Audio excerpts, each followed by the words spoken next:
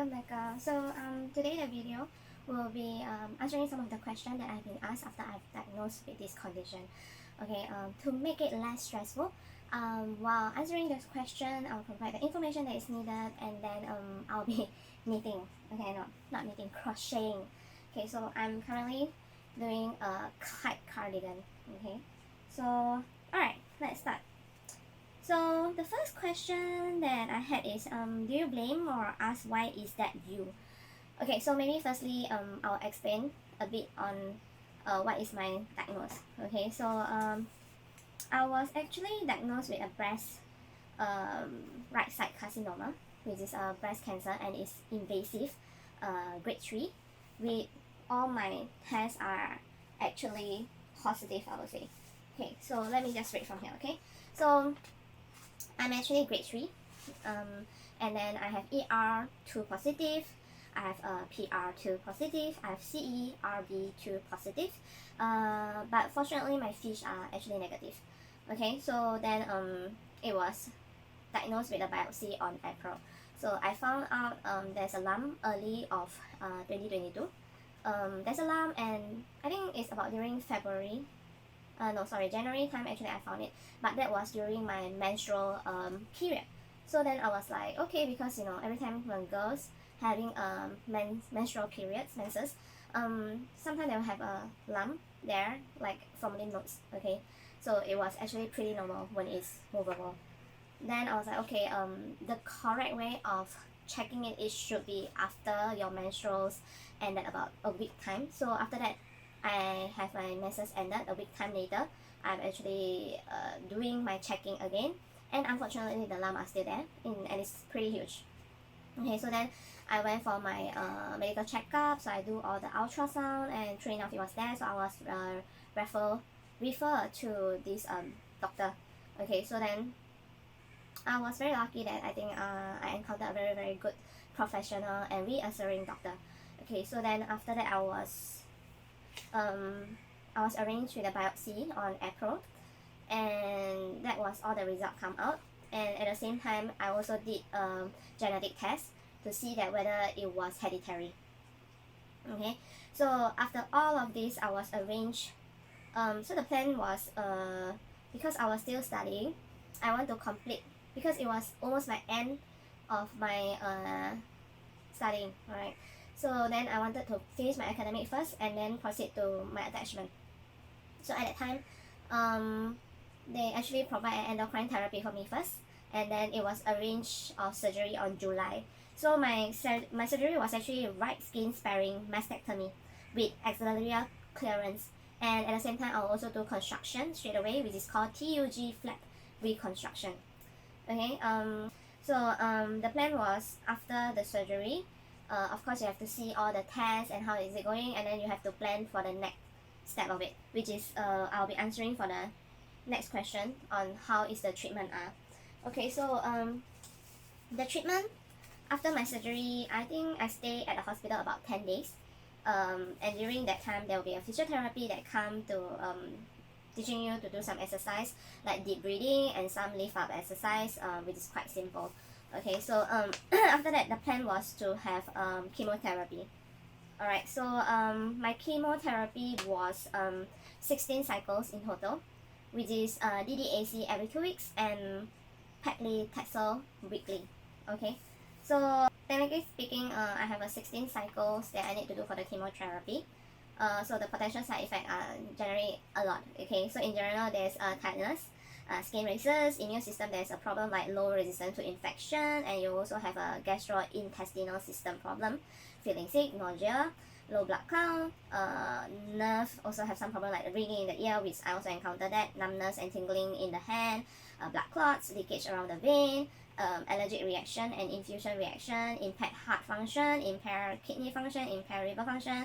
For females, there's an early menopause, change in menstrual cycle, damage to foetus. Okay, so there's a small risk of developing leukemias and second cancer. Okay, so these are all the risks.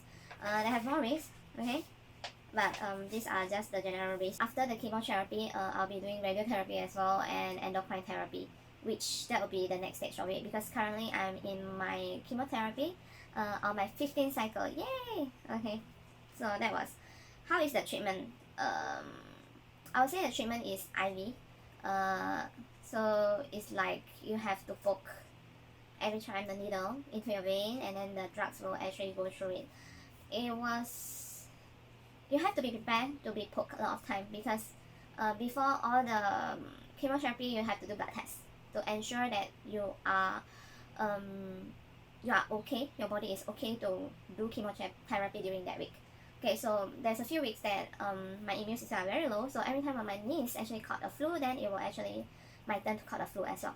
So during that time, there's a few times actually I had flu, so my chemo was delayed for a few times as well.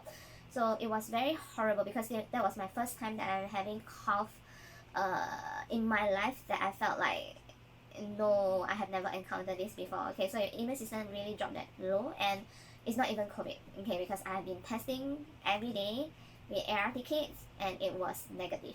Okay, so be prepared that your immune system is very low, so wearing mask all the time. If someone in the household having flu, just wear double mask, because I find it helpful to actually wear double mask after that.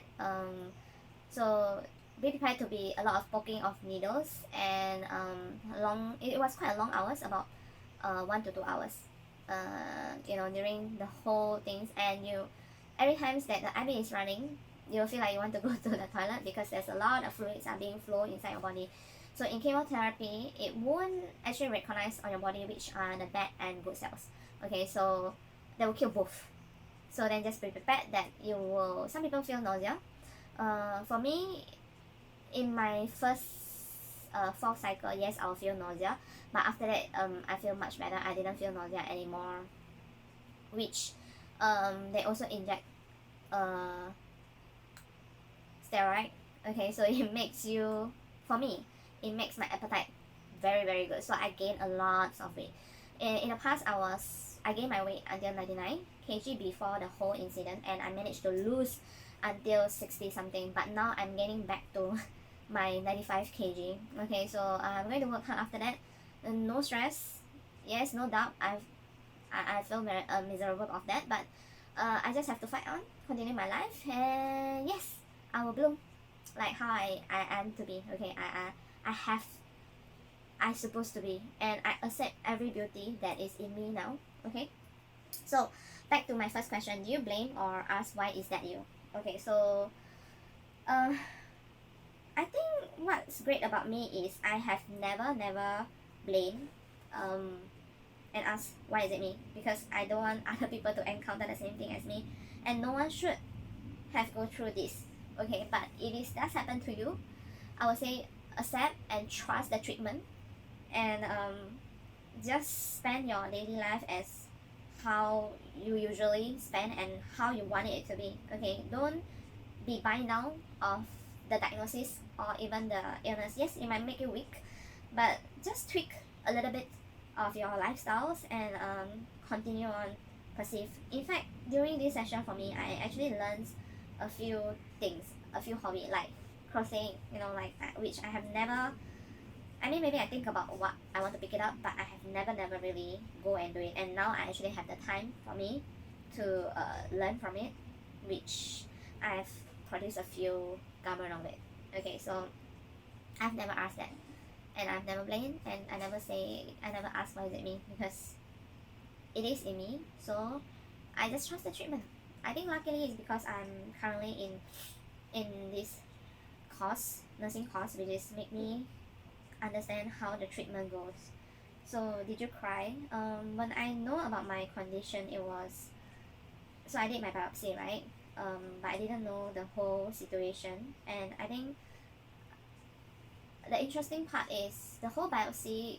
So by right the review, okay, so we have Good Friday, which is public holiday on Friday, right? So then Saturday, Sunday, and I have a review on Tuesday. Okay, so I think my doctor are very responsible, because once she know my result, straight away she called it to me, and she explained on the condition and blah blah blah. And because it's an invasive cancer, so what she wanted me to do is to run all the MRI scanning on my body, because it's invasive. So she worried that it actually will spread to other places. And the arrangement was she arranged all the scanning on Monday so that the result will be out, and then on Tuesday she will be able to review it with me on how is the process or even the treatment, the next treatment that it should be done. Okay, so she called me on Thursday and tell me all these things. So when she told me, notify me on all these conditions, I was very very calm, which in fact I think I'm too calm that my doctor actually had a concern. She was like, are you okay? And I'm like, yeah, I'm fine now. So I was very very calm. I never cried. So I announced it to my family. My family during this at that moment was my brother and my sister-in-law. So then the fact that my sister-in-law actually cried and I didn't, because she was like, why are you so strong? And that part, I was telling them that can we not notifying my parents, my mom, because at that time my mom was at Indonesia taking care of my father, and I don't want to add a burden. I mean, it's not a burden, okay? I don't want to add any more stress on her because she's alone taking care of my father at Indonesia. Okay, so I was telling my sister-in-law that no, I'm not going to tell my mom about my condition, so just keep it mum, okay? Then she was like, okay. Then she cried. So she was the one that cried, in fact. So then so I prepared a letter before my surgery, so that, you know, if anything were to happen, because it was a very long surgery, it was about 12 hours of surgery. So I prepared a letter and that letter was addressed to all of my family members. But before my surgery on that week, I'm not sure what happened. My mom suddenly told me that, oh, I would like to go to Singapore to have a checkup, because she has been telling me that she wanted to have a checkup in Singapore, but it was not arranged. Okay, so then at the time, just nice during my surgery period that week, she actually called and said that she planned to come to Singapore for a checkup. So I had no choice to tell her that, oh, you know, actually I have a breast cancer and I'm going to have surgery during this week. And again, she cried. Okay, so I told her it was fine, you know, it was my journey, that I need to face it, which I was very positive about it. You know, I didn't feel sad at all. Of course, I'm sad in the sense of my graduation period will be different with all my schoolmates and I will be delayed and all this, but I believe that everyone have their own journey and time that they can achieve. Okay, so maybe for me it will be later, but it's fine. It's time for me to rest now, because it's true enough that I felt I have never had such a rest in my life, because all my life I have been working, studying, at the same time working, so I don't really have rest. So this period is really a rest time for me, even though it was, you know, like sometimes you feel your hands numb and tingling, but yeah, I feel like it was much refreshed in a way. So when I cried, it was at a moment after I'm receiving chemo, which it was actually warned by my oncologist. She did told me that during chemotherapy, maybe on the second or third session, you will encounter hair loss, which I didn't presume. I didn't see that it will be such bad hair loss. Okay, so it was like, oh wow. So to prepare for me that, I think my hair was about this length, and to prepare for me that I'll have a hair loss, I actually cut my hair much shorter. But then again, when it reached me, every time you every time you scrub, there's a bunch of hair, which I will show it to you. Bunch of hair that is dropping, and you will see it in the drainage. It was very very scary. So that was the moment that I cried. Okay, other than that, I have never cried before. So housework. Okay, so housework, in my case, I'm studying, and because I'm in a healthcare industry, it was on the deferment. Okay, so for me now is I left my attachment to hospital, which is called PRCP, on my last attachment for the nursing course. I left that. So aside from that, it was defer. Alright, so no income, nothing. Yeah. Any restriction on food? Okay, restriction on food for chemotherapy session, that you cannot eat pomelo, breadfruits, stuffed fruit. Okay, so this fruit can't be eaten because it will actually interfere the drugs of the chemotherapy. Okay, so then why I keep going hospital or see doctor? Yeah, some of my friends will be asking that, because after I finish my surgery, I still have my drainage on. Drainage is actually to drain all the liquid in your body.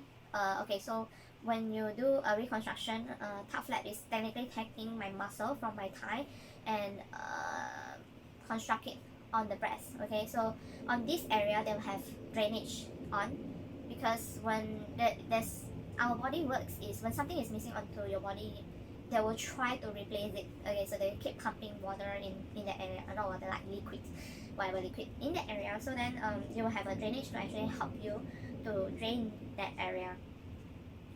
For me, till now, after the surgery from July, I still have some accumulation on my thigh, which I have to go to my plastic surgeon to actually do aspiration. So why keep going hospital? That's one of the reasons, and I have to see many doctors, or like my plastic surgeon, my oncologist, and my surgeon who do the removal of the breast. But after a few review with my general my surgeon, that the next appointment was like next year, which is now like 2023 February. So after that I only need to see two doctors, which is my plastic surgeon who do aspiration, and my oncologist, which is my chemo, right? So that is the reason of why I keep going to the hospital. Can you travel? I think it's advised not to travel because the immune system is very low, and plus currently it's COVID, right? So it's advised not to. Okay, but if you can guarantee that you will have your protection all the time, like your mask on all the time, clean your hand all the time, then maybe you can. But advisable not, because for me, like every 2 weeks, so I have every 2 weeks, every 2 weekly for the 4th cycle, and after that I have weekly. So technically I don't have time to actually go travel. So even all the country are opening up now, that is one of sad thing that I can't travel, but it's fine.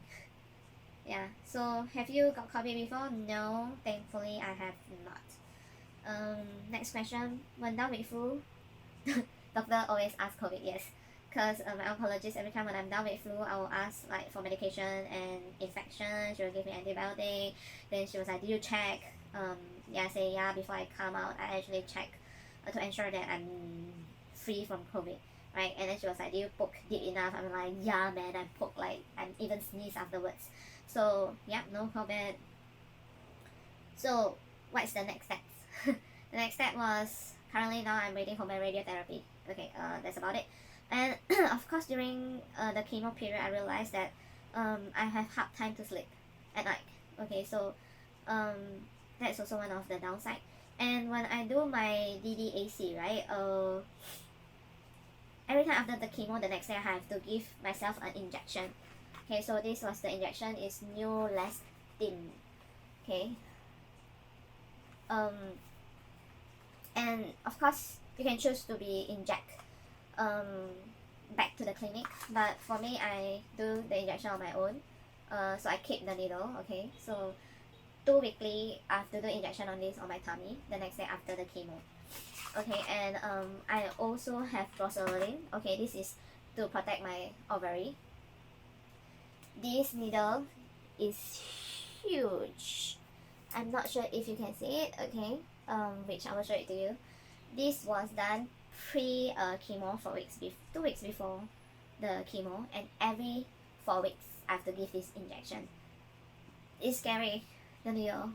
And there's one time it's poked, and of course we don't have laser eye, right? We cannot see the vein. So when it was poked, it happened to be on the vein. So when they pulled out, the blood was like splurting out. It was the first time that I saw, wow, you know, the blood can spurt out like that. So these are the injections every 4 weeks. Once the chemo is done, post-COVID, post-chemo, I have to do one more injection. So that's about it. Okay, so if you have any question, feel free just to leave a comment or further down what you want to know. And currently that what you are seeing at me now is I'm wearing a wig, and this wig are very cheap. It's about 20 over to 30 plus, and it look very natural. So if you like, I will also leave the link. Just give me a comment and I will put on in the link. Okay, and maybe the next thing that I would like to share is the cost. Okay, let me try to find it.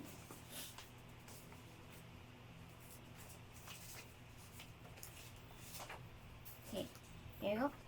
So the cost, I actually have have accommodation in HDU, high dependency you ward for 1 night. And the rest of it, I stayed in 1 bedded for 6 days. Yeah. Okay, so in total it's just 7 days. And including the doctor fee for the surgeons, as well as the anesthetic and the assistant of the surgeon.